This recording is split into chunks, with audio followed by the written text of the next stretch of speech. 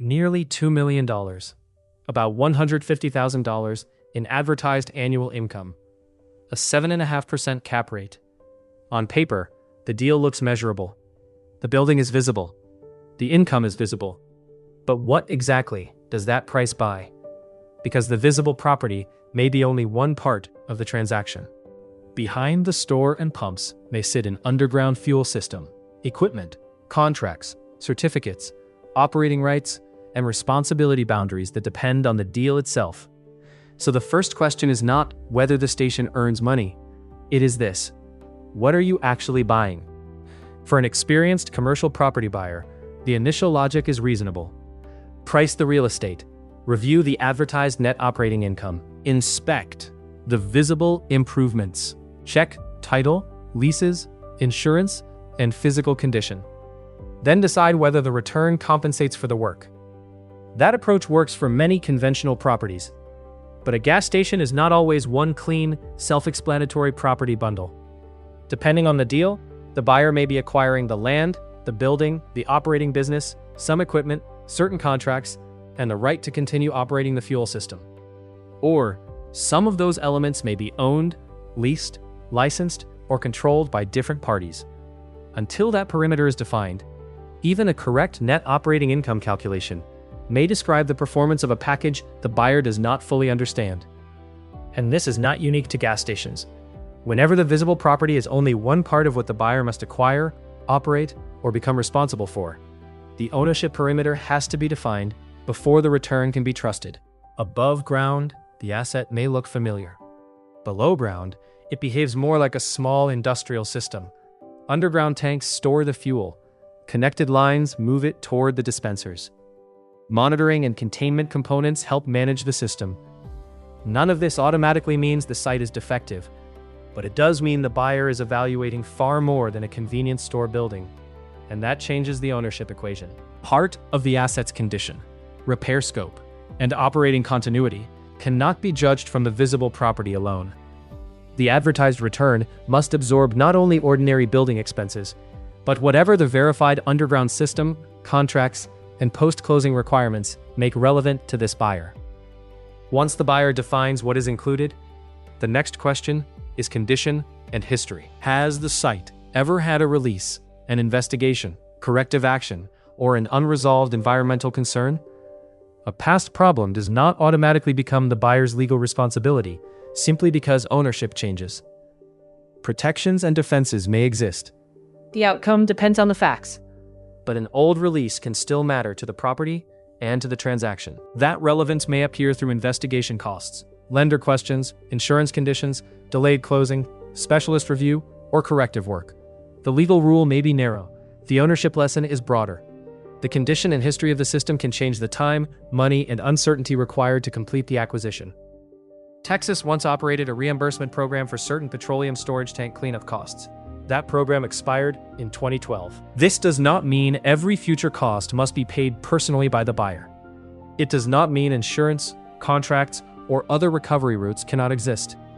It means a protection that once existed should not be built automatically into today's acquisition case.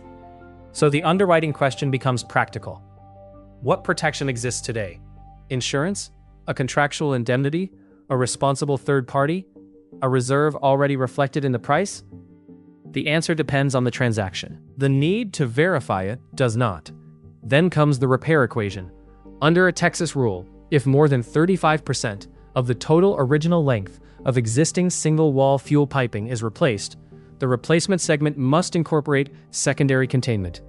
The same requirement can apply when a new piping segment connects existing piping to a new dispenser. This is not a universal rule for every pipe, tank, or repair, but it shows why a small underground allowance can become unreliable. A buyer may begin with the cost of fixing one visible problem.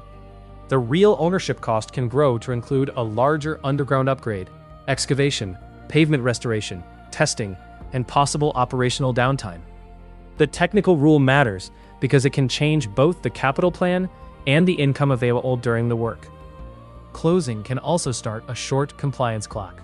Texas guidance states that when a buyer acquires a facility with regulated underground tanks, An unexpired delivery certificate from the previous owner may be used for fuel deliveries for up to 30 days from the purchase date, or until that certificate expires, whichever comes first. The new owner must submit the ownership change and a new underground storage tank certification within the applicable period. This includes updated financial assurance in order to obtain a current delivery certificate. That does not mean fuel automatically stops on day 31 in every transaction. Certificate status and processing matter, but closing does start a compliance window. If the new responsible party treats the paperwork as a later administrative task, continuity of fuel delivery and therefore revenue can be placed at risk. Now, return to the original numbers. Roughly $2 million, $150,000 in advertised annual income, a 7.5% cap rate. Those figures may still describe an attractive acquisition, but the advertised return is only the first equation. The real equation compares verified income with the package actually acquired. What is included? What condition and history come with it? What must happen after closing for the income to continue? Price divided by advertised net operating income is not enough until those three questions are answered. First, what is included? Define the land, improvements, tanks, lines, dispensers, equipment, contracts, permits, operating rights, inventory, and goodwill. Do not treat them as one automatic bundle. Second, what condition and history are being acquired? Review the underground system, repairs, testing, release history, and current compliance. Third, what must happen after closing for the income to continue? Identify transfer steps, contracts, insurance conditions, near-term capital work, possible downtime, and the protections that actually exist today. Those three questions turn a generic gas station purchase into a defined ownership decision. The decision test is this. After verifying exactly what is acquired, the underground system, release history, compliance status, contracts, insurance, and near-term capital expenditure, does the advertised income still compensate for the responsibilities and exit constraints the buyer is taking over? If the answer is yes, the station may still be a strong property investment.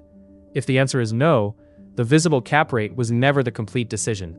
Due diligence is not meant to prove that every gas station hides a disaster.